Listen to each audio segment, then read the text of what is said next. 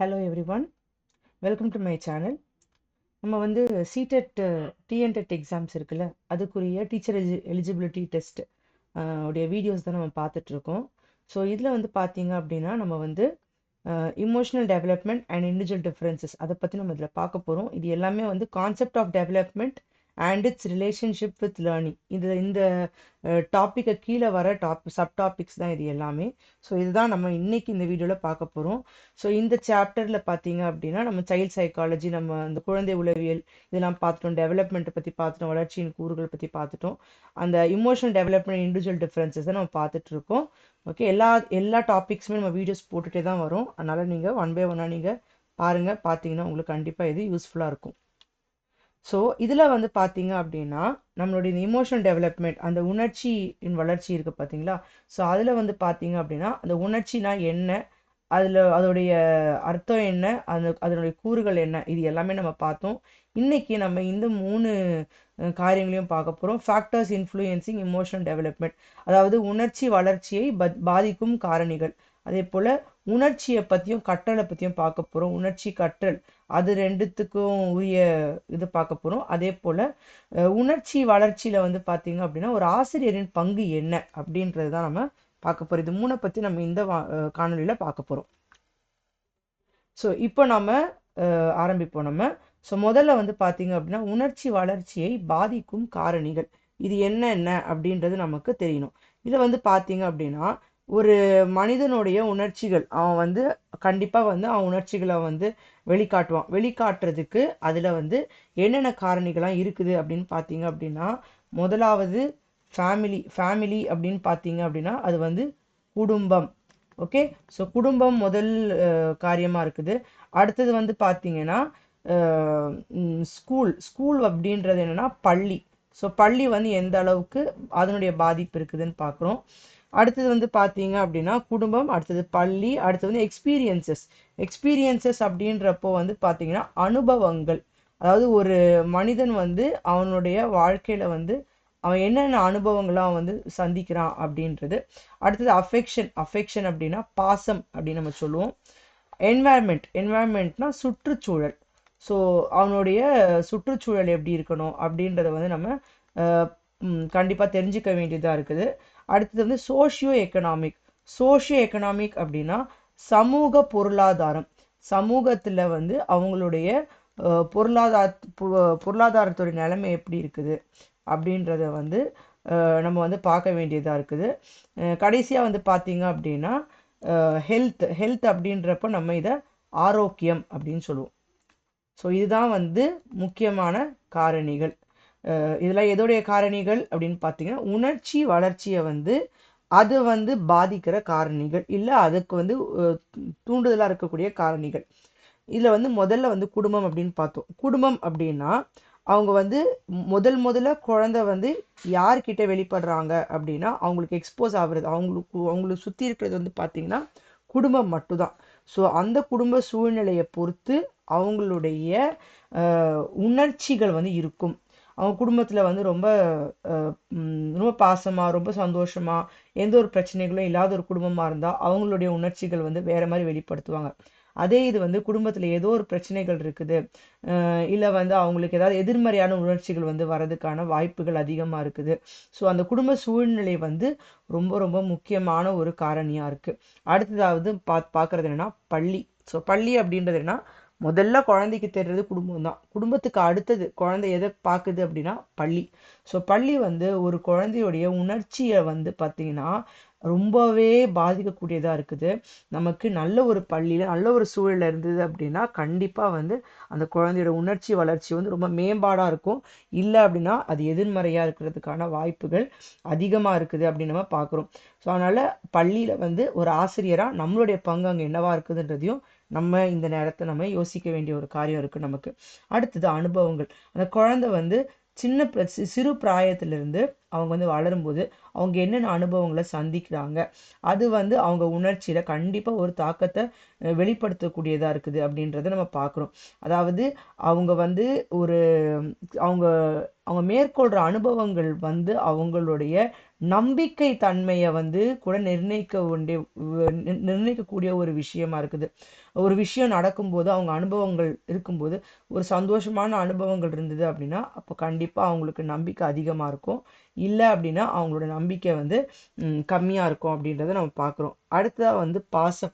அந்த குழந்தைகள் வந்து பார்த்தீங்கன்னா அந்த குழந்தை பருவத்துல அவங்களுக்கு எவ்வளோ பாசம் கிடைக்குது, அவங்களுக்கு அவங்க தந்தை தகப்பன் கிட்ட இருந்து அவங்களுக்கு தாய் தகப்பன்கிட்ட தான் அவங்களுக்கு எவ்வளோ பாசம் கிடைக்குது, எவ்வளோ தூரம் அவங்கள கவனிக்கிறாங்க அப்படின்றத பொறுத்து இருக்குது. அதிகமாக பாசம் கிடைக்கிற குழந்தை வந்து கண்டிப்பாக அவங்க உணர்ச்சிகளை வெளிப்படுத்துறதுல எந்த ஒரு தயக்கமும் காட்டாமல் சந்தோஷமாக இருப்பாங்க. ஆனால் பாசம் கம்மியாக கிடைக்குது அப்படின்னா அவங்க என்ன பண்ணுவாங்க, கண்டிப்பாக வந்து அவங்களுடைய உணர்ச்சிகள் வந்து பாதிக்கப்படுற ஒரு விஷயமா இருக்குது. அடுத்தது சுற்றுச்சூழல். சுற்றுச்சூழல் வந்து அவங்கள வீட்டை சுற்றி இருக்கிற இடங்கள், அவங்க வந்து என்ன மாதிரிப்பட்ட ஆட்கள் கிட்ட பழகுறாங்க. ஸோ அதனால் அதுவும் வந்து ரொம்ப ரொம்ப முக்கியமான ஒரு விஷயமா இருக்குது. அடுத்து சமூக பொருளாதாரம். சமூக பொருளாதாரம் அப்படின்றது என்ன அப்படின்னா அவங்களுடைய சமூக சூழ்நிலை, அது கூட வந்து அவங்களுடைய பொருளாதாரம். நல்ல ஒரு பொருளாதார நிலைமையில இருந்தது அப்படின்னா அவங்களுக்கு வந்து எந்த ஒரு பிரச்சனைகளும் இருக்காது. அதே இது வந்து ஒரு சமூக பின்னணி வந்து ரொம்ப கம்மியாக இருந்தது அப்படின்னா அவங்களோட உணர்ச்சி வளர்ச்சிகள் வந்து பார்த்தீங்கன்னா அவங்களுக்கு கிடைக்கக்கூடிய சலுகைகள் ஒருவேளை கம்மியாக கிடைக்கும். அப்போ அவங்களுடைய வளர்ச்சி வந்து பாதிக்கப்படுறதுக்கான வாய்ப்புகள் அதிகம். அடுத்தது வந்து ஆரோக்கியம், ஊட்டச்சத்து. ஆரோக்கியம் அப்படின்னாலே நம்ம என்ன ஞாபகம் வச்சுக்கணும், நம்ம ஊட்டச்சத்து. ஒரு குழந்தைக்கு வந்து எவ்வளோ ஊட்டச்சத்து கிடைக்குது, அந்த ஊட்டச்சத்து வந்து பார்த்தீங்கன்னா அவங்களுக்கு ரொம்ப ரொம்ப முக்கியமாக இருக்குது. இந்த காலத்தில் பார்த்தீங்க அப்படின்னா நல்லா குடும்பத்தில் இருக்க குழந்தைங்களுக்குமே என்ன பண்ணுறது, ஊட்டச்சத்து ஒழுங்காக போய் சேர மாட்டேங்குது அவங்களுடைய உணவு பழக்க வழக்கங்கள்னால, அவங்களுடைய சூழ்நிலைகள்னால. ஸோ அதனால ஒரு ஊட்டச்சத்து அதிகமாக இருந்து அவங்க வந்து ஆரோக்கியமாக இருந்தாங்கன்னா கண்டிப்பாக அவங்க உணர்ச்சியில் வந்து எந்த பிரச்சனைகளும் இருக்கும், உணர்ச்சி வளர்ச்சி நன்றாகவே இருக்கும் அப்படின்றத நம்ம பார்க்குறோம். ஸோ இது எல்லாமே தான் வந்து பார்த்தீங்கன்னா உணர்ச்சி வளர்ச்சிக்கான காரணிகள். அடுத்தது வந்து இந்த உணர்ச்சிகள் கற்றலை வந்து எப்படி பாதிக்குது, உணர்ச்சிக்கும் கற்றலுக்கும் என்னதான் விஷயம் இருக்கு அப்படின்னு பார்த்தீங்க அப்படின்னா அதுல வந்து 4 விஷயங்கள் இருக்கு. ஒன்று வந்து பர்செப்ஷன். பர்செப்ஷன் அப்படின்னா உணர்தல். பர்செப்ஷன் அப்படின்னா உணர்தல் அப்படின்னு நம்ம சொல்லுவோம்.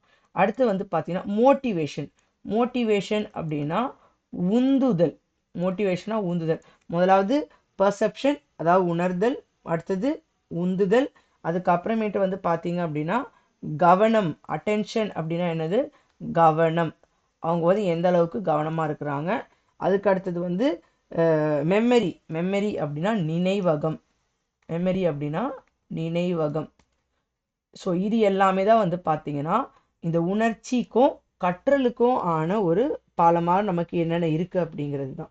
இல்லை வந்து உணர்தல் அப்படின்றது என்ன அப்படின்னு பார்த்தீங்க அப்படின்னா ஒருத்தவங்களுக்கு வந்து அவங்களுடைய உலகத்தை வந்து அவங்க எப்படி பார்க்குறாங்க, பார்க்குற விதம், அதுதான் உணர்ச்சி.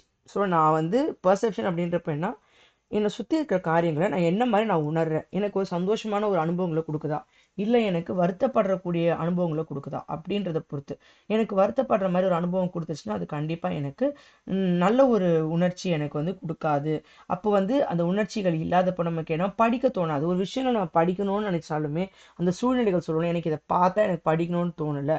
ஸோ அந்த மாதிரி ஒரு எதிர்வினையாக இருக்காமல் அவங்களுக்கு வந்து நேர்மாறியாக நமக்கு இருந்ததுன்னா அவங்களுக்கு நல்லா இருக்கும். அவங்க வந்து விரும்பத்தகாத உணர்வுகள் ஏற்படுத்துகிற சூழ்நிலை இருக்கக்கூடாது.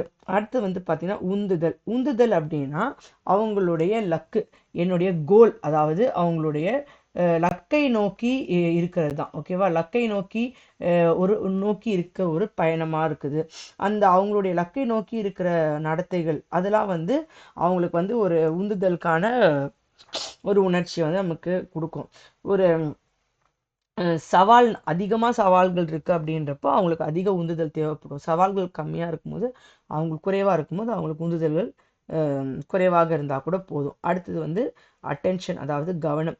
ஸோ ஒரு கவனம் இருக்கும்போது நம்ம சுற்றி இருக்கிற காரியங்களை வந்து கண்டிப்பாக நம்ம இன்னும் எளிதாக புரிந்து கொள்ள முடியும், இன்னும் ஒழுங்காக புரிந்து கொள்ள முடியும். ஸோ அதனால் நம்ம வந்து நம்ம அந்த கவனம் நம்ம செலுத்தலை அப்படின்னா நம்ம சுற்றி இருக்கிற காரியங்களில் இருக்கிற நுணுக்கங்களை நம்ம வந்து விட்டு விடுவோம். அப்படி நம்ம விட்டுட்டோம் அப்படின்னா நம்மளால் வந்து நம்ம எந்த லக்கை நோக்கி நம்ம பிரயாசப்படுறோமோ அதை நோக்கி நம்மளால் போக முடியாமல் போய்விடும். அதுதான் வந்து கவனம் வந்து நமக்கு எப்படி வந்து கற்றல். ஸோ நம்ம கவனம் இருந்தால் தான் கற்றல். அப்போ சொல்லுவாங்கள்ல, நல்லா கவனிங்க, அப்போ தான் வந்து நீங்கள் நல்லா படிக்க முடியும். அந்த தான் கவனம் அப்படின்றது. அடுத்தது வந்து பார்த்தீங்க அப்படின்னா கடைசியாக வந்து மெமரின்றது நினைவகம். ஸோ வந்து எந்த அளவுக்கு வந்து நம்ம கவனம் செலுத்துகிறோம், நம்ம வந்து ரொம்ப ஆழ்ந்து சிந்திச்சு அந்த இதை வந்து பொருளை ஒழுங்காக உணர்ந்தோம் அப்படின்னா கண்டிப்பாக அதிகமாக கவனம் செலுத்துவோம். அதிகமாக கவனம் செலுத்தினா கண்டிப்பாக அவங்க நினைவகமும் வந்து நன்றாக இருக்கும் அப்படின்னு பார்க்குறோம். ஸோ அதனால் என்ன அப்படின்னா நம்மளுடைய நினைவகம் வந்து நம்மளுடைய மெமரியில் நமக்கு என்னென்ன இருக்குது, அதே போல் நம்ம நினைவகத்தில் என்ன இருக்குது அதுவும் வந்து நம்ம உணர்ச்சி வந்து கட்டுப்படுத்தக்கூடியதாக இருக்குது. ஒருத்தருக்கு வந்து அவங்க நினைவகத்தில் வெறுமனே எதிர்மறையான காரியங்களே இருந்தது அப்படின்னா கண்டிப்பாக அவங்களுடைய கற்றல் திறமையை அது பாதிக்கக்கூடியதாக இருக்குது அப்படின்றத நம்ம பார்க்க போகிறோம். அதனால் வந்து அவங்க கவனம் சிதறாதபடிக்கு அவங்க அதை வந்து கற்றுக்கொள்ள வேணும். அவங்களுடைய திறனை வந்து அவங்க வந்து பயன்படுத்திக்கணும். அந்த நினைவகத்தில் நம்ம வந்து யோசிக்கிற காரியங்களை நம்ம வந்து தேக்கி வைக்கிறதுக்கு நமக்கு நினைவகம் தேவைப்படுது. ஸோ இது நாலுமே சேர்ந்து தான் ஒரு உணர்ச்சியை வந்து கற்றலுக்கு நேராக வந்து நமக்கு தள்ளக்கூடிய ஒரு காரியமாக இருக்குது. அடுத்து வந்து பார்த்தீங்க அப்படின்னா உணர்ச்சி வளர்ச்சியில் ஒரு ஆசிரியரின் பங்கு என்ன அப்படின்னு பார்த்தீங்க அப்படின்னா என்னெல்லாம் அப்படின்னா பிஹேவியர்னா அந்த குழந்தை வந்து என்ன மாதிரி அவங்க வந்து நடத்தை இருக்கு. ஓகேவா? பிஹேவியர் அப்படின்னா நம்ம என்ன சொல்றோம், நம்ம நடத்தை, ஒரு குழந்தையுடைய நடத்தை எப்படி இருக்குது, அந்த இது வந்து ரொம்ப ரொம்ப முக்கியமா இருக்கு. அவங்க வந்து எப்படி வந்து அவங்க வந்து அவங்க கூட இருக்கிற சக மாணவர்களுடைய நடத்தை எப்படி இருக்குது, அவங்க பள்ளியில அவங்க நடத்தை எப்படி இருக்கு, வீட்டில் அவங்க நடத்தை எப்படி இருக்கு அப்படின்றத வந்து ஒரு ஆசிரியரா நம்ம வந்து அவர்களுக்கு கற்றுக் கொடுக்க வேண்டியதா இருக்குது. கற்றுக் கொடுக்கும்போது அது நல்லா இருக்கும். அடுத்து வந்து அட்மாஸ்பியர் அப்படின்னா வளிமண்டலம் அப்படின்னு சொல்லலாம், இல்லைன்னா சுற்றுச்சூழல் சொல்லலாம். அவங்கள சுற்றி இருக்கிற இது எப்படி இருக்குது, அது வந்து குழந்தைய வளர சரியான சூழ்நிலை இருக்குதா அப்படிங்கிறத அந்த வகுப்பில் இருக்கிற ஆசிரியர் வந்து அதை வந்து ரொம்ப கவனமாக அதை வந்து பார்க்க வேண்டியதாக இருக்குது. அடுத்தது பீயிங் ஃபேர் அப்படின்னா நேர்மையாக இருக்கிறது. ஓகே, நேர்மையாக இருக்கணும். அதாவது ஒரு ஆசிரியர் வந்து ஒரு மாணவருக்கும் இன்னொரு மாணவருக்கும் இடையில வித்தியாசங்கள் பார்க்காம ரெண்டு பேரையும் ஒரே விதமாக அவங்க வந்து நடத்தினா வந்து எந்த பிரச்சனையும் இருக்காது. அவங்களோட உணர்ச்சி வளர்ச்சி ரொம்ப சிறப்பாக இருக்கும் அப்படின்றது. அடுத்தது ஃப்ரீ எக்ஸ்பிரஷனா அவங்க ரொம்ப எளிதாக எந்த ஒரு கட்டுப்பாடும் இல்லாமல் அவங்கள வந்து வெளிப்படுத்தக்கூடிய ஒரு சூழ்நிலை இருக்கணும். வெளிப்பாடு, அதாவது ரொம்ப எந்த ஒரு கட்டுப்பாடு இல்லாத ஒரு வெளிப்பாடாக இருக்கணும். அவங்களுக்கு உள்ள ஏதாவது பிரச்சனைகள் இருந்துன்னா அவங்கள வந்து பேச விடணும். பேச விட்டால் கண்டிப்பாக அவங்க வந்து அவங்க சந்திக்கிற பிரச்சனைகளை அந்த ஆசிரியர்கிட்ட சொல்லுவாங்க. அந்த மாதிரி ஒரு சூழ்நிலை கண்டிப்பாக நம்ம ஒரு ஆசிரியராக நம்மளால் வந்து அவங்களுக்கு வேண்டிய தேவைகளை நமக்கு சந்திக்கிறதுக்கு எளிதாக இருக்கும். அடுத்து வந்து பார்த்தீங்கன்னா ஜாய்ஃபுல் லேர்னிங், மகிழ்ச்சியான கற்றல், எவ்வளோ சந்தோஷமாக வந்து கற்றுக்குறாங்க அப்படிங்கிறது நம்ம பார்க்குறோம். ஸோ அவங்க வந்து கற்றல் வந்து பார்த்திங்கன்னா சந்தோஷமானதாக மாற்ற வேண்டியது ஒவ்வொரு ஆசிரியருடைய கடமையாக இருக்குது. அடுத்தது இண்டிவிஜுவல் டிஃப்ரென்சஸ் வந்து பார்த்திங்கன்னா தனிப்பட்ட வேறுபாடு. ஒரு மாணவரும் பார்த்தீங்க அப்படின்னா அவங்களுக்கான திறமைகள் வித்தியாசமாக இருக்கும். ஒரு சிலர் வந்து படத்தை பார்த்து கற்றுப்பாங்க, ஒரு சிலர் வந்து கேட்கும் திறனை வச்சு கற்றுப்பாங்க. அந்த மாதிரி ஒவ்வொருத்தர் வந்து ஒரு சிலர் வந்து எழுதி பார்த்தா தான் உங்களுக்கு ஞாபகம் இருக்கும். அப்போ ஒவ்வொருத்தருடைய வேறுபாடுகளை மதித்து அத்தனையுமே வந்து எந்த ஒரு குழந்தையும் வந்து விட்டு விடாதபடி விலகி விடாதபடி எல்லாரையுமே நம்ம வந்து பார்த்துக்கணும் அப்படிங்கிறது தான் இண்டிவிஜுவல் டிஃபரன்சஸ். அதாவது தனிப்பட்ட வேறுபாடுகளை நம்ம கவனித்து அதற்கேற்ற மாதிரி நம்மளுடைய பாடத்திட்டத்தை வடிவமைக்க வேண்டும். அடுத்து வந்து கரிக்குலர் ஆக்டிவிட்டீஸ், பாடத்திட்ட செயல்பாடுகள். ஸோ கரிக்குலர் ஆக்டிவிட்டீஸ் நம்ம எப்படி இருக்கணும் அப்படின்னா நான் சொன்ன மாதிரி அவர்களுடைய தனிப்பட்ட வேறுபாடுகளை நம்ம பார்த்து அதற்கு ஏற்ற மாதிரியான செயல்பாடுகள் இருக்கணும். இருந்தால் அவங்களால நல்லா வந்து மதிப்பெண்கள் வாங்க முடியும். நல்ல ஒரு மனிதராக நல்ல ஒரு சக்ஸஸ்ஃபுல்லான ஒரு பர்சனாக அவங்க வர முடியும். அடுத்தது பாருங்க இவாலுவேஷன் அப்படின்னா மதிப்பீடு. ஸோ அவங்களுடைய மதிப்பீடு எப்படி இருக்கணும், அந்த காலத்தில் இருந்த மதிப்பீடு வேறு, இப்போ இருக்கிற மதிப்பீடு வேறு. இப்போ வந்து ஒரு இதுலேயும் வந்து பார்த்திங்கன்னா கண்டிப்பாக வந்து அவங்களுடைய ப்ராஜெக்ட் செய்கிறதாகட்டும், அவங்களுடைய ஆக்டிவிட்டீஸ் ஒன்றுத்துக்குமே வந்து அவங்களுக்கு மார்க் கொடுக்கப்படுது.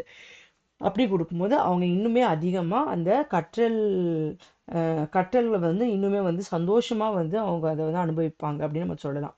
அடுத்தது வந்து டைவர்ஷன். டைவர்ஷன் அப்படின்னா திசை திருப்புதல்.